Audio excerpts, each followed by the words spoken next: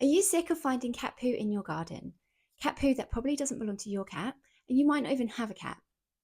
I'm Lucy Hoyle, I'm a cat behaviourist and author, and the question I'm asked the most is how to stop cats from pooing in my garden. So today I'm going to take you through what works and what doesn't work so you can finally put an end to cats pooing in your garden for good. So I'm going to start by something that I feel is very important, but tends to be missing from the articles of how to stop cats pooing in your garden. And that is that it's the cat's owner's responsibility to provide a suitable toileting area for that cat. So, absolutely across the board, in my opinion at least, all cats need a litter tray inside the house because it might be raining or there might be something scary outside that might stop cats from wanting to go out there to wee. So, by having a litter tray, there's always a safe place that they can get to and they don't need to worry about where they should go. Without having a litter tray inside, the owner is then forcing their paws, that they should then toilet outside. And for most cats, that works really well. But then where are they supposed to go outside? So have a look at the owner's garden too and think about what sort of opportunities they have to poo there or wee there. Because if it's a concrete courtyard, or if there isn't anywhere with like loose soil that they can dig and they can cover over, then it is going to push them to look further afield. And like, it's not fair on the cat either, like having to go out and search for somewhere to toilet, whereas actually they could probably do with something closer to home. So I realise this is unhelpful advice and you can't really do much if the cat's owner isn't providing the right stuff, but it might help to understand why the cat's choosing your garden over their own, and it might stop you from feeling cross at them, hopefully. So you might have heard that things like reflections or sparkly things or like cat silhouettes, can help deter cats from your garden. So people will leave out bottles of water. I've seen silhouettes with like little like sparkly eyes, like glittery mirror eyes, of in the outline of a cat, and they place them in the garden to help sort of spook cats and scare them away. So I've seen cats first respond to this where they might do a bit of a double take where they're like, oh, is that a cat? But they very quickly become like used to it. They know it's nothing scary. They know it's nothing that they need to worry about. So in my experience, it's not really worth the money, but it's worth a try because all cats are different and it may work for some, but not others. But it doesn't feel like a long-term solution. Once they realize that actually, oh, it's just a silhouette or it's just a bottle of water, then you'll be back straight where you were before. You could try an ultrasonic motion detector. So it's like a little device that you stick in the ground that emits a high-pitched noise when a cat walks past. So the noise is supposed to deter them from coming any closer and hopefully stop them pooing in your garden. I haven't known personally anyone that said that this has actually worked 100% for all the cats.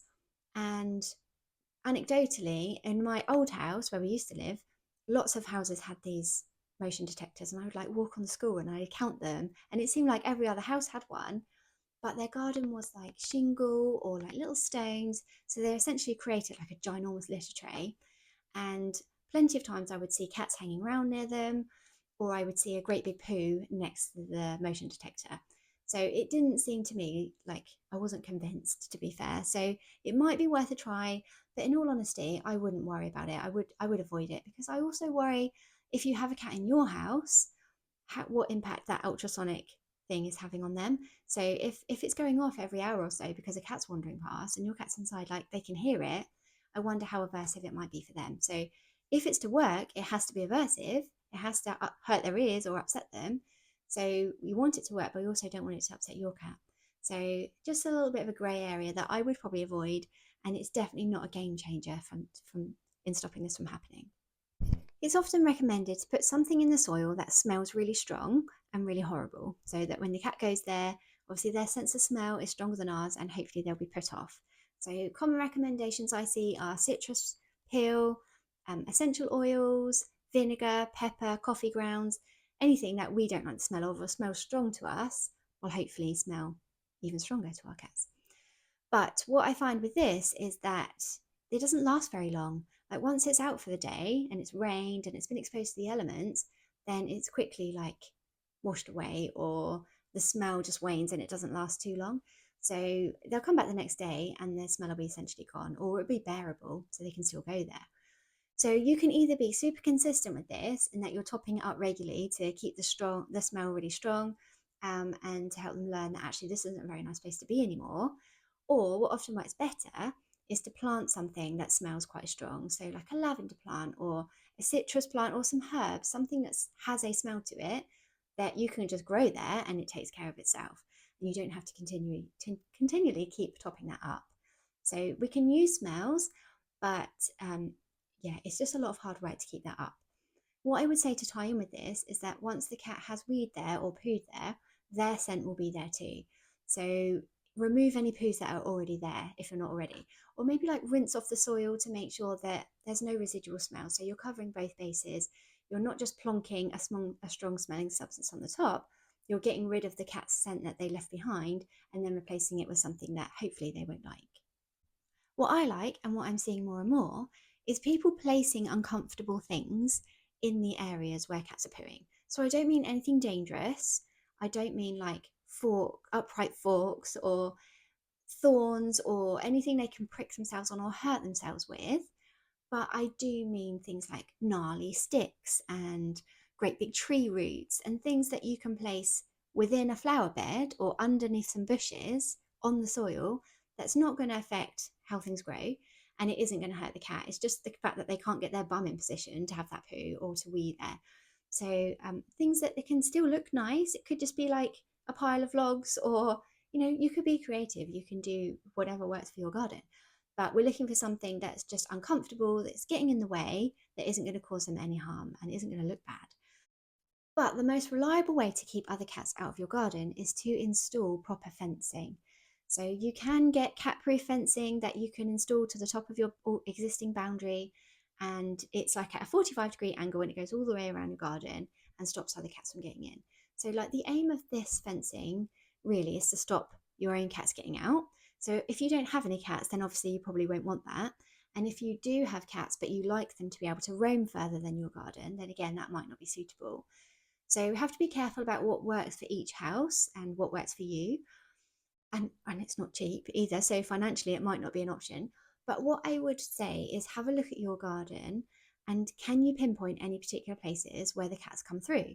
Because I know in my garden, I've definitely got a hole at the bottom of one of the fences that I saw a cat come through once. And I was like, oh my God, that's how they're getting in. And I definitely on the back, like our neighbour behind has a shed and the cats hop up onto that shed and then hop up into my garden there. So they're not leaping the 6 foot fences, even though they probably could. That's not how they're doing it. They're getting it in through these specific routes.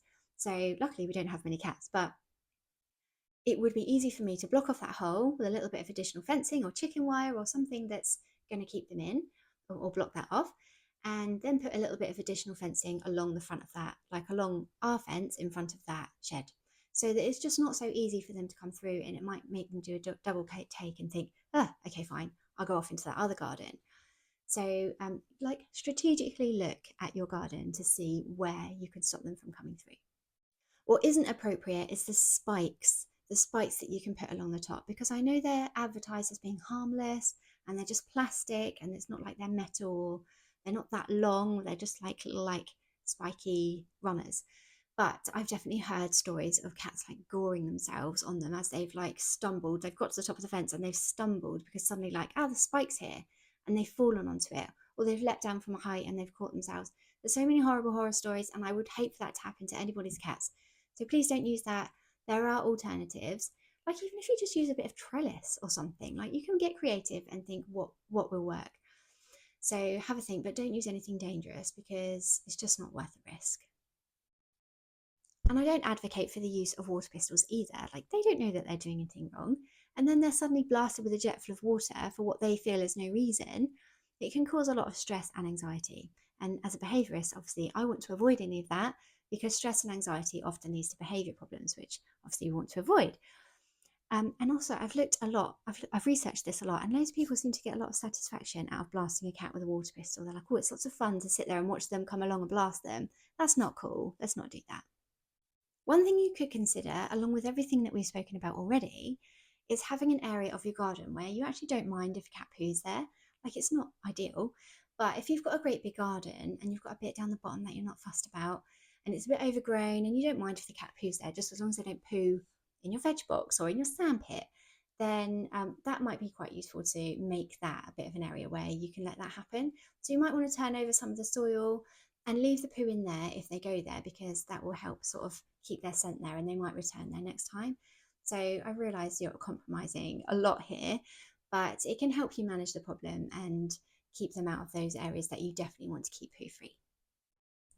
So that covers a few different things that you can try to stop cats from pooing in your garden. And depending on your environment and the cats that you're dealing with, different things are going to work for different cats. So keep going, keep trying different things, be consistent with it where you can, and hopefully you'll land on something that works. But it's such an unpleasant problem, and I've had cats poo in our veg box and in our sand pit, and even as a cat lover, it's still so frustrating and so annoying. But I can't stress enough that the responsibility lies with the cat's owner to make sure they have a suitable toileting area at home.